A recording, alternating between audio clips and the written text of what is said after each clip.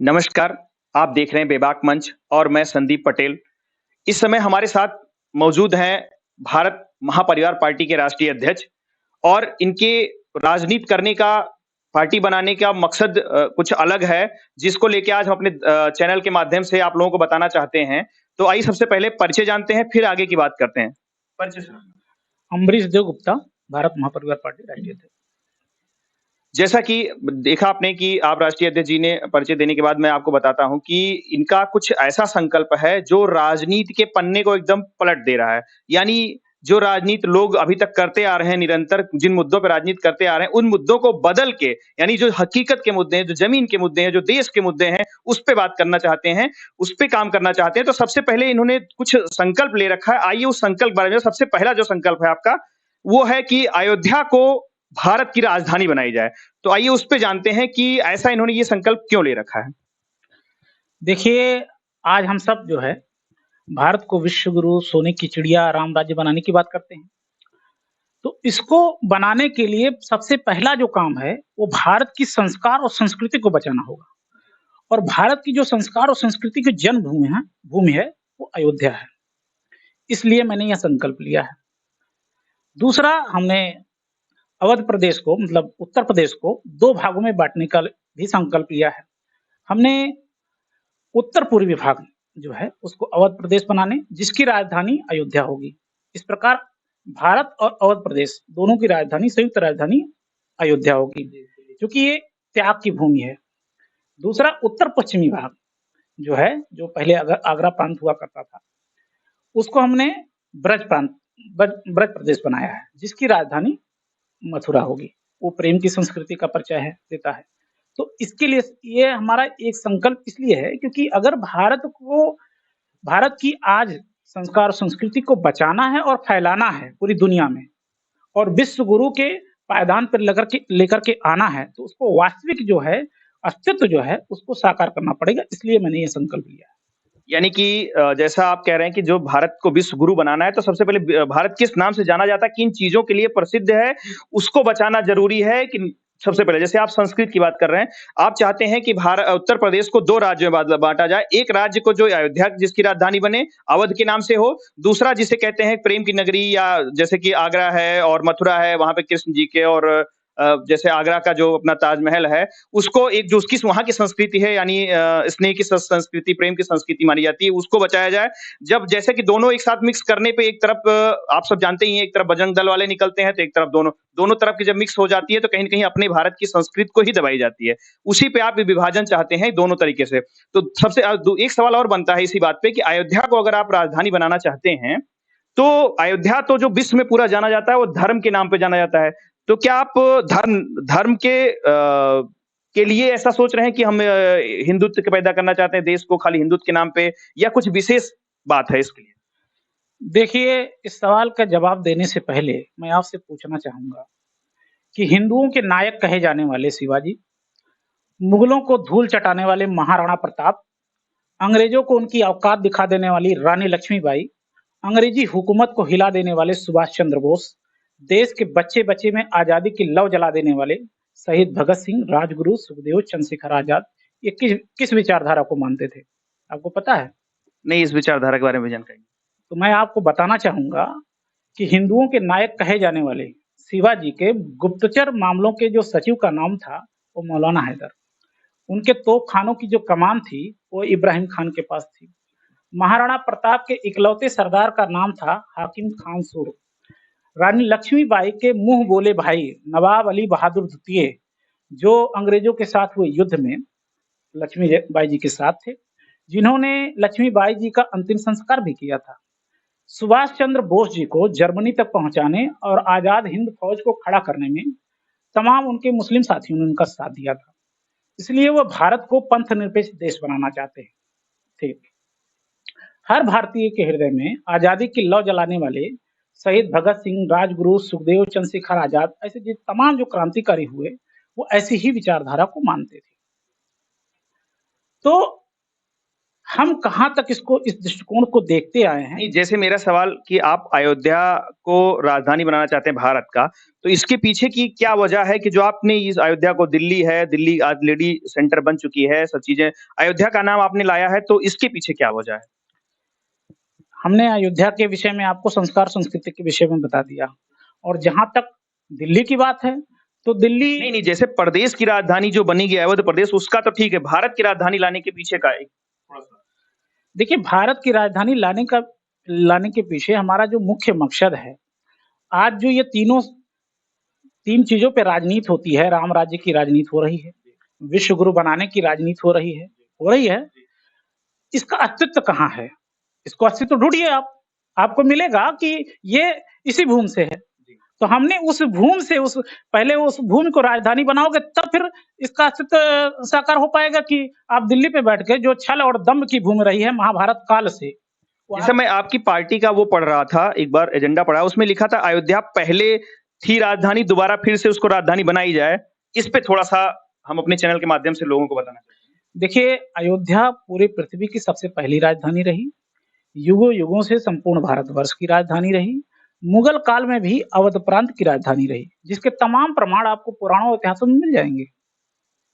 यानी कि अगर भारत को विश्व गुरु बनाना है, तो सबसे पहले यहाँ की संस्कृति बचानी होगी। संस्कृति बचाने के लिए संस्कृति की शुरुआत कहाँ से हुई थी, या अपने देश का पहचान कहाँ से बना था, सबसे पहले उसको बचाना है। यानी कि आप ये धर्म और धर्म के खिलाफ और धर्म के पक्ष में किसी प्रकार से नहीं है। तो इसमें आपका अगला विज़न क्या है, मिशन विज़न कि धर्म के खिलाफ जाके या धर्म के साथ रह के, किस तरीके से आप इसको लेके आना चाहते हैं? जैसे अभी आपने थोड़ी देर पहले बताया कि जितने भी हिंदू राजा हुए हैं या जो लड़ाई लड़े हैं देश के लिए, उनके एक मुस्लिम लोग ही उनके साथी रहे हैं, उनके सलाहकार रहे हैं, उनके सबसे अच्छे समर्थक रहे हैं। तो यानी कि इसका मतलब ये है कि आप कट्टर कट्टरवादी विचारधारा के नहीं हैं, यानी हिंदू धर्म के नहीं हैं, स्पेशली कि हम हिंदू के कट्टर समर्थक हैं या मुस्लिम के विरोधी हैं, ऐसा नहीं है। तो ये तो यही सब तो मैं देखना चाह रहा था कि आपके पार्टी का आपका एक अलग ही राजनीति करने का उद्देश्य है। विश्वगुरु बनाने के लिए कहीं न कहीं सबसे पहले ये सत्यता है कि विश्वगुरु बनाने के लिए अगर भारत को विश्वगुरु बनाना है, तो सबसे पहले यहाँ की जो मजबूत चीज़ें हैं, यानी संस्कृति हो गई, सभ्यता हो गया और यहाँ का जो प्राकृतिक संसाधन है, उसको सबसे पहले बचाना पड़ेगा। जैसा कि आपने अपने पार्टी के एजेंडे में ये सारी चीज़ें लिख रखी है। तो और थोड़ा-सा और जानते हैं कि आगे का आपका क्या उद्देश्य है, कैसे करके, और पार्टी के साथ आप गठबंधन साथ किसी के साथ चुनाव लड़ना चाह रहे हैं या डायरेक्ट आप चुनाव लड़ेंगे? अभी मैं आपके एक प्रश्न का उत्तर दे दूँ। अभी जो विवाद धर्म को लेकर के है, तो मैं बताना चाहूँगा, आज यह जो सारी लड़ाई हो रही है, वो पंथ को धर्म बना करके कट्टरता के साथ मानने और मनवाने को लेकर के। अभी मैंने आगे जितने महापुरुषों का मैंने नाम लिया है, वह सभी दूसरे पंथ और धर्म को मानने वाले लोगों को अपनाने वाले लोग थे, जिनका सीधा अर्थ था कि जो भारत की संस्कृति और उससे जन्मी जो विचारधारा, जिसको राष्ट्रवादी विचारधारा कहा जाता है, उससे जो सहमत थे, उनको वे स्वीकार करते थे। ठीक है? लेकिन आज जो लड़ाई हो रही है, वो पंथ निरपेक्ष को धर्मनिरपेक्ष बनाया जा चुका है, जो कहीं न कहीं हमारे राष्ट्र के लिए जो धर्मनिरपेक्ष से धर्म विशेष बना करके जो है कट्टरता के साथ उसको पेश किया जा रहा है, जो राष्ट्र के लिए घातक है। तो जैसा बीजेपी जो है, जो अभी सेंटर में भी है, यहाँ राज्य में भी है, वो तो हिंदुत्व की राजनीति करती है और फिर कहती है जैसे हिंदू ही खतरे में है, और जो कि सेंटर में भी है, इस पे आपका क्या? देखिए, इसी का मैं जवाब देना चाहूँगा कि पहले जो हिंदुत्व, राष्ट्र, इन सब के बारे में लोगों को समझना होगा।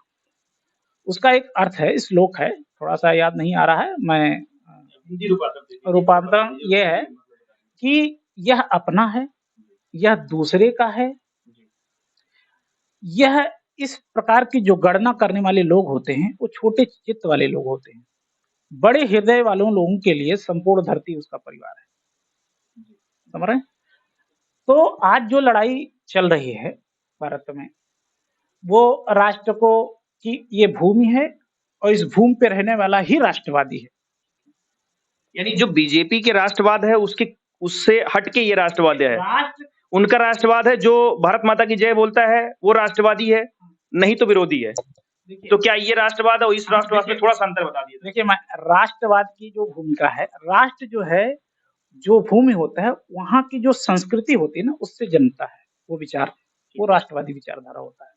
यानी कि भूभाग के बढ़ जाने पे संस्कृति नहीं बढ़ती, अपितु बटे हुए भूभाग को एक करने का काम करती है, उसको राष्ट्रवाद कहा जाता है। यानी कि जो संस्कृति को मानता है भारत की, वो ही राष्ट्रवादी है। अब वो पाकिस्तान में रह रहा हो, अफगानिस्तान में रह रहा हो, बांग्लादेश में रह रहा हो, वही भारत को अखंड भारत बनाने की एक कड़ी भी है।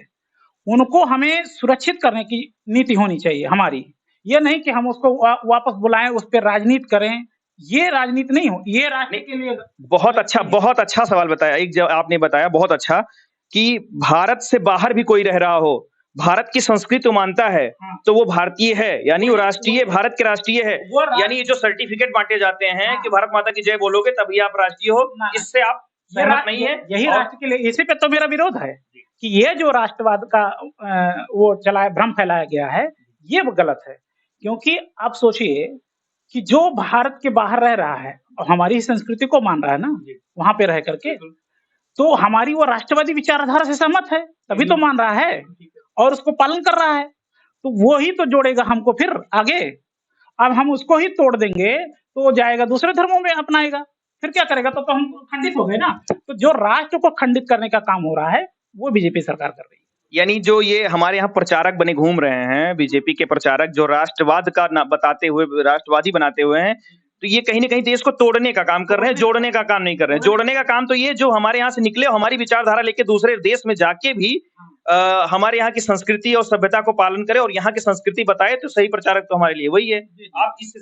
जैसा कि बीजेपी वाले एक नारा लेके चल रहे हैं और इसी के साथ साथ चुनाव में उतर रहे हैं, हर जगह यही बातें करते हैं, सबका साथ, सबका विकास और सबका विश्वास, हम ही लाएंगे रामराज। इस पे आप दो शब्द रखिए। क्या? देखिए, मैं ये कहना चाहूंगा कि पहले ये रामराज की परिभाषा सीख लें। जब राम जी थे तो उन्होंने सबसे पहले प्रजातंत्र की स्थापना किया था, जहां प्रजा की हर इच्छा राजा की इच्छा हुआ करता था। आज देश में प्रजातंत्र है, आप देख रहे हैं, वो जीरो अपवाद पे काम करते थे, मतलब कोई अपवाद ना रहे प्रजा के बीच में, उस पे वो आधारित काम करते थे। ठीक है, आज जो है वास्तव में प्रजातंत्र है, आप सब देख रहे हैं। लेकिन आपने देखा होगा कि एक साल सब किसान जो है सड़कों पर मर रहा था कोरोना काल में, सर्दी गर्मी बरसात सहते हुए 700 किसान मारे गए। ठीक है, देश की अस्थायी खड़ी की गई संपत्ति को गिरवी रखकर किराए पर देकर देश को चलाने की जुगत लगाई जा रही है। ठीक है, इन 7 सालों में जनता कुत्ते बिल्लियों की तरह मारी गई है, ये आपने देखा है। ठीक है, और सत्ता पाने के लिए औरतों का चीरहरण हो रहा है। आय से अधिक संपत्ति, किसी को रोजगार इन्होंने दिया नहीं, और जुर्माना और टैक्स वसूल करके जीडीपी को बढ़ाने का काम कर रहे हैं। तो आप बताइए, मैं उन तमाम लोगों से कहना चाहूंगा कि जो इसको आप रामराज से जोड़ रहे हैं, तो आप सिर्फ राम जी और रामराज शब्द दोनों का अपमान कर रहे हैं। यानी कि आप कह रहे हैं कि राम राज्य का मतलब होता है जो प्रजा है उनकी इच्छाओं को पूरा करना, या वो जो चाहते हैं अपनी सुविधा के लिए राजा के पास से प्रस्तुत करते हैं तो उसकी राजा पूर्ति करती है। और यहाँ उसका उल्टा हो रहा है, यहाँ पे जो राजा चाह रहे हैं वही प्रजा के ऊपर जबरदस्ती, मतलब इस लोकतंत्र में जो है, पहले राजतंत्र में प्रजातंत्र, उसका उदाहरण आज तक दिया जाता है राम राज्य की। ठीक है, आज लोकतंत्र है और इस लोकतंत्र में छिपा राजतंत्र है। यानी कि 5 साल के लिए जनता गुलाम। यानी आपके हिसाब से ये जो राम राज्य कहना चाह रहे हैं, आपके हिसाब से कि राम राज्य नहीं, ये अपना राज लाना चाहते हैं, अपना थोप रहे हैं, अपना थोप रहे हैं। अच्छा, इसी के साथ जो ये सबका साथ, सबका विकास और सबका विश्वास शब्द कहते हैं, इस पे कितना सहमत है? और ये मतलब धरातल पे क्या स्थिति है इसकी? भाई, धरातल पे यही है, सबका साथ, सबके साथ का आपने साथ देख लिया 5 सालों 7 सालों में, जो आपने सबका साथ क्या हुआ, जनता कुत्ते बिल्ली उत्तर मारी गई, जनता का टैक्स, महंगाई बढ़ाई गई, महंगाई बढ़ा करके देश को जीडीपी बढ़ाई जा रही है। महंगाई का एक्चुअल क्या सोल्यूशन होना चाहिए इनको पता नहीं। अभी किसी को सीतारमण ने ये क्या पूछा, किसी ने प्याज की महंगाई के बाद उन्होंने कहा प्याज खाना बंद कर दो। ये क्या सोल्यूशन हुआ? सोल्यूशन कुछ नहीं है, बस इनके पास बस एक है कि कुछ भी बोल देंगे। मतलब सबका साथ भी नहीं है, सबका विकास भी नहीं है, विकास तो हो ही नहीं रहा है और विश्वास तो सबका टूट ही चुका है। अगर टूटा ना होता तो विकल्प क्यों ढूंढते भाई? अगर ये विकास पे काम किए होते तो आज हम सब उनको वोट कर रहे होते, हम क्यों इधर उधर भटकते? तो जनता का रुझान किस तरफ है इस समय, जब विकास नहीं हुआ, विश्वास नहीं लोग जीत पा रहे हैं? जनता का रुझान स्पष्ट है, लेकिन वो भ्रमित है, क्या करे। यानी वो सबको एक ही तराजू में तौल रही है, उसको विकल्प नहीं मिल रहा। विकल्प नहीं मिल रहा है। बीएमपी विकल्प है, भारत महापरिवार पार्टी एक विकल्प के रूप में है, जो पूरे समाधान के साथ काम कर रही है, प्रामाणिक समाधान के साथ काम कर रही है। ये नहीं कोई, हम कभी भी ऐसी कोई बात नहीं रखेंगे जो अप्रामाणिक हो। जब भी रखेंगे प्रमाणों के साथ रखेंगे, कैसे काम को करेंगे, कितना इसमें रेवेन्यू जनरेट होगा, कितने लोगों को रोजगार मिलेगा, ये एक एक प्रामाणिकता के साथ रखेंगे। जैसा कि अभी आपने बताया कि सबका साथ भी नहीं हो रहा है, मुख्य कुछ लोगों का साथ हो रहा है, सबका विकास भी नहीं हो रहा है, कुछ खास लोगों का विकास हो रहा है। और रही बात विश्वास की, तो सबका विश्वास या जबरदस्ती विश्वास थोपाया जा रहा है कि हमारे ऊपर लोग विश्वास है। फेसबुक या ट्विटर के लाइक को और कमेंट को ही अपना विश्वास माना जा रहा है। ठीक है। और रही बात रामराज की परिभाषा आपके माध्यम से आपने बताया कि रामराज की परिभाषा इन्हें पता नहीं, रामराज के समय में क्या होता था। रामराज के समय में प्रजा का जो होता था वही मुखिया होता था, वो जो चाहता था अपनी सुविधा अनुसार राजा के पास रखता था, राजा उसको मानता था। अभी उसका उल्टा हो रहा है, जो राजा चाहता है वो लाके जबरदस्ती थोप देता है। उसका सबसे बड़ा उदाहरण आपने दिया कि कृषि कानून में क्या किया उन्होंने, कृषि कानून ले आए, किसानों के लिए हितैषी, बहुत हितैषी है। फिर जब किसानों ने उसका विरोध किया तो बाद में इन्होंने चुनाव को देखते हुए वापस ले लिया। तो जैसा कि हम बता रहे हैं कि एक नई राजनीति, आज हम आपके साथ बैठ के इंटरव्यू लेने बहुत ही मुझे ऐसी हुई कि नहीं, मुझे एक बार आपसे बात करना ही चाहिए, आपकी बातों को दर्शकों तक पहुंचाना ही चाहिए, क्योंकि मीडिया जानती है, मीडिया जो है वो बस जहां है पैसे के, लेकिन हम चाहते हैं ऐसे लोग आए और देश की राजनीति बदली जाए। यानी सबसे पहले जो सवाल बोला आपने वो मुझे बहुत अच्छा लगा, जब तक देश की संस्कृति नहीं बचेगी, संस्कृति का मतलब वो संस्कृत लैंग्वेज से नहीं है, जो यहाँ का हमेशा से हमारा यहाँ का सभ्यता रही है, हमारे यहाँ की संस्कृति रही है, जो यहाँ के चलन भेदभाव वो चीज रहे हैं, वो जब तक नहीं बचेगी, देश को किसी भी तरीके से विश्व गुरु नहीं बनाया जा सकता। तो आगे दो चार चीजें और हैं जो आपसे जानना चाहेंगे कि जैसे कि आप चुनाव आ गया है, चुनाव तो पार्टी को लेके आप चुनाव में भी आ रहे हैं कि नहीं आ रहे? देखिए, हम चुनाव में पूरी तरीके से आ रहे हैं। हमारा कैंपेन चल रहा है और मैंने देखा कि देश में बहुत सारे युवा जो उन्होंने सामाजिक कार्य किए हुए हैं, जुड़े हुए हैं, लोग आ रहे हैं और करीब हमारे पास 300 से अभी अधिक से ज़्यादा आवेदन आ चुके हैं। हमने आवेदन करवाया था लोगों से, तो बहुत सारे लोग आ गए, लेकिन उनके साथ एक समस्या है कि धन की कमी है। तो धन की कमी की वजह से वो चुनाव नहीं लड़ पा रहे हैं, या भाई खर्चे बहुत होते हैं। तो हमने एक अपील अभी बनवाया है कि किस तरीके से एक चीज जानना चाहेंगे, यानी कि चुनाव आज के दौर में अगर राजनीति करनी हो तो धन के बगैर संभव नहीं है, ऐसा आपका मानना है? भाई इलेक्शन कमीशन ने क्या 75 लाख रुपए कर दिए। भाई जिसके पास 75 लाख होंगे तो वही जो है राजनीति करेगा ना। यानी कि पैसे वाले की ही राजनीति रह जाएगी आपके हिसाब से। जो संघर्षशील लोग हैं, संघर्ष करते हैं, जिनके पास आप जैसे लोग विचारधारा के लोग हैं जो अच्छी एक राजनीति लाना चाहते हैं, तो अगर पैसे के अभाव में ये राजनीति दब सकती है। बिल्कुल, मैं इसीलिए मैंने किसी से गठबंधन नहीं किया। जैसा मैंने कहा अपने गठबंधन का बात, हमने किसी से गठबंधन नहीं किया, इसलिए नहीं किया क्योंकि जो युवा ऐसे युवा हैं वो कैसे आगे आएंगे। भाई हमको तो फायदा हो जाएगा, हमारी पार्टी को फायदा हो जाएगा, हो सकता है हमारे पास पैसे भी आ जाए, सारी व्यवस्थाएं हो जाएंगी। लेकिन जो ऐसी सोच रखने वाले बहुत सारे ऐसे युवा हैं जो संघर्ष कर रहे हैं, वो कैसे आगे आएंगे।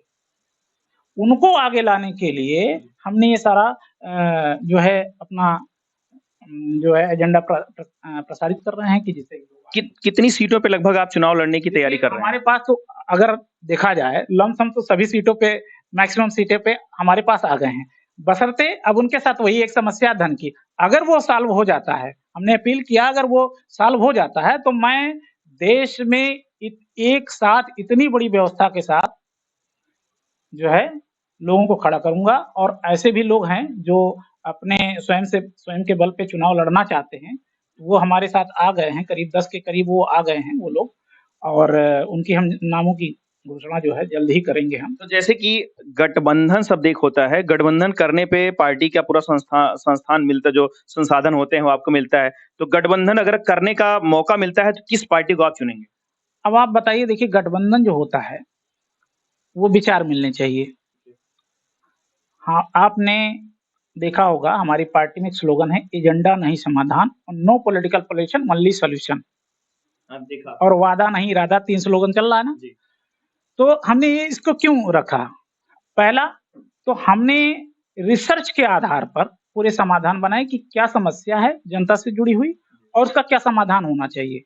इस विषय पे मैंने काम किया और इसी आधार पर कि राजनीति में एक पारदर्शिता आए, युवा आए, उसके लिए हमने no political pollution only solution, यहाँ कोई राजनीतिक प्रदूषण नहीं है और केवल सोल्यूशन पे काम हो रहा है, इसलिए आप आगे आइए, हम आपका साथ दे रहे हैं, ठीक है। और इसी आधार पे हम कह सकते हैं, ये हम वादा नहीं कर रहे हैं, हमारा ये इरादा है। यानी कि आपकी विचारधारा से जो भी प्रभावित हों या जो इस तरह से देश को देखना चाहते हों, जो संस्कृत बचा के देश को वाकई में विश्व गुरु बनाना चाहते हैं, वो अपने संसाधन के साथ अगर युक्त हैं तो आपके साथ जुड़ सकते हैं। और अगर चुनाव लड़ना चाह रहे हों तो आपकी पार्टी से वो चुनाव लड़ सकते हैं। आप किसी के साथ गठबंधन नहीं करने जा रहे हैं, आप अपनी इसी विचारधारा पे और अपने जो जो अपने वेबसाइट पे डाल रखा है भारत समाधानों के आधार जी, उसी के हिसाब से वो जो भी जुड़ना चाहे जुड़ सकते हैं। वो जुड़े। हम कोई यहाँ इस तरीके से राजनीति नहीं कर रहे हैं, हम यहाँ आएंगे, ये कर देंगे, वो कर देंगे। बहुत सारे लोग यही करते हैं, सारी पार्टियां ही कर रहे हैं, जो बड़ी बड़ी पार्टियां हैं वो ये कर रही हैं। मतलब आप वादे नहीं, इरादे लेके आना चाहते अभी अभी आप किसी से पूछ लिए कि ये काम कैसे होगा, तो शायद उसका जवाब नहीं दे पाएगा। हैं। बहुत लोगों से पूछा गया, बहुत लोग तुरंत ही जनता से ये टैक्स आता है, इसको इस रूप में कन्वर्ट कर देंगे, फिर पैसा ये बच जाएगा। इसके मैंने कई लोग का इंटरव्यू देखा है कि ऐसे कहते हैं, ऐसे करके दे देंगे, देने को सबके पास पैसा है, लेते हैं जनता से। देखिए, मैं आपको बता दूं, देश पूरा एक मैनेजमेंट है, सेवा, सुरक्षा और व्यवस्था। ये 3 चीजें देने के लिए देश में सारा प्रबंधन किया जाता है, उस प्रबंधन को करता है जो भी उसका प्रधान सेवक होता है, ठीक है। अगर वो प्रबंधन नहीं कर पाया तो सब कुछ फेलेवर है, कुछ भी नहीं है। अगर आपके पास प्रबंधन का पूरा पॉलिसी बना हुआ है तो आप कर ले जाएंगे। हमने देश की सेवा, सुरक्षा, व्यवस्था तंत्र के संचालन की पूरी प्रणाली हम बना चुके हैं और मैं किसी भी जो भी देश का जो अपने आप को बड़ा नीतिकार समझता है, मैं उसके सामने ये बात रख सकता हूँ बड़े गर्व के साथ, और मैं प्रमाणित करके दिखाऊंगा एक एक चीज को कि ये कैसे होगा। तो जैसे एक चीज और है, अगर आप हमारे चैनल बेबाक मंच के माध्यम से क्या अपील करना चाहते हैं जनता से, या जो चुनाव लड़ने वाले हैं उनसे, या जो भी नेता हैं उनसे क्या अपील करना चाहते हैं? मैं यही अपील करना चाहूंगा कि आप भ्रमित होकर राजनीति का साथ मत दीजिए, ऐसे लोगों का साथ मत दीजिए जो देश को केवल केवल आपस में लड़ाने वाली मानसिकता पे काम कर रहे हैं, चाहे वो हिंदुत्ववाद के नाम पे हो, चाहे राष्ट्रवाद के नाम पे हो, चाहे धर्म के नाम पर हो। ऐसी राजनीति नहीं होनी चाहिए। तो सबसे पहले एक पॉइंट कि राजनीति किन शब्दों पे होनी चाहिए, वो आप जो अपनी बताया कि पहले तो भारत को विश्व गुरु बनाने वाला तो संस्कृत की बात, राजनीति किन शब्दों पे होनी चाहिए, एक दो शब्द हम सुनना चाहेंगे। देखिए, आपके घर में कोई समस्या आती है तो क्या करते हैं, समाधान ढूंढते। तो राजनीति समाधानों पे होनी चाहिए। अगर कोई दिक्कत है, कहीं परेशानी है, चाहे जनता से जुड़ी हुई एक एक समस्या है, तो उस पे होनी चाहिए। देश का सबसे पहला काम, हर व्यक्ति का समय और धन कैसे बचे, उसकी पॉलिसी होनी चाहिए। अभी हम एक पॉलिसी उठा लें, कोई भी आप एक आइडेंटिटी पॉलिसी या कोई सरकार एक योजना लेकर के आती है, आपने देखा होगा सरकारी दफ्तरों में वो चक्कर लगाता है। उस योजना, छोटी सी योजना पाने के लिए 1000 रुपए पाने के लिए सरकारी दफ्तरों के चक्कर लगाना, सीएससी बीएससी जो भी सेंटर बनाए उसके चक्कर लगाना, उसी में वो पूरा कई घंटे अपना समय, कई दिन अपना समय बर्बाद करता है। यानी कि भारत में जो राजनीति हो रही है उसमें समय की कीमत को बिल्कुल भी नहीं समझा जा रहा। एकदम नहीं समझाता था, हमने इसका मैनेजमेंट किया। कुछ चीजें आपको जैसे पूरी डिटेल अभी चंद छोटे से वीडियो में हम नहीं दर्शकों तक पहुंचा, अगर आपके बारे में पूरा चीज अपनी पार्टी के एजेंडे या पूरी प्लानिंग या पढ़ना चाह रहा हो, कोई आपसे जुड़ना चाह रहा हो, तो उसके लिए आप कहाँ जाए, वो कैसे? हमारी जो वेबसाइट है www.bharatmahaparivar.org, उस पर आप जा सकते हैं। उस पे हमने अपने 2022 के जो समाधान हमने दिया है, मैनिफेस्टो दिया, उसमें छोटे-छोटे विषय को बहुत सूक्ष्म तरीके से बताया है कि ये समाधान है, इस पे हम काम कर रहे हैं और इसको देख करके पढ़ सकता है और जुड़ सकता है। क्या वहाँ पे सदस्यता और आदि जुड़ने का भी? जी। देखिए, जब हमने बोला कि जो है हम no political pollution only solution लाए, तो हमने क्या किया कि जो पार्टी का एक संविधान होता है, उस संविधान अनुसार पूरा एक सॉफ्टवेयर ही बना दिया कि कोई भी व्यक्ति जो भी योग्य है वो हमारे इस पद तक आ सकता है, कोई भी व्यक्ति। इसके लिए पूरा एक सिस्टम बना दिया, उसके मानक बनेंगे, उसके पूरी एक जो योग्यता आएगा उसके मानक हिसाब से ग्राफ बनेगा और ग्राफ के हिसाब से जो व्यक्ति बेहतर होगा वो देश का नेतृत्व करेगा। इस सिस्टम पे हम काम कर रहे हैं। ये कोई मतलब नहीं कि मैंने पार्टी बनाई और हम ही इसके राष्ट्रीय अध्यक्ष बने रहे, ये मुझे कोई वो नहीं है। बहुत बहुत धन्यवाद। आप लोग देख रहे हैं बेबाक मंच, ऐसे ही बेबाक मंच से जुड़े रहें, देखते रहें और हम आपको फिर जल्द ही मिलवाते हैं आपसे। और ऐसे वीडियो के लिए आप हमारे चैनल को सब्सक्राइब कर लीजिए, पेज को सब्सक्राइब कर लीजिए। धन्यवाद।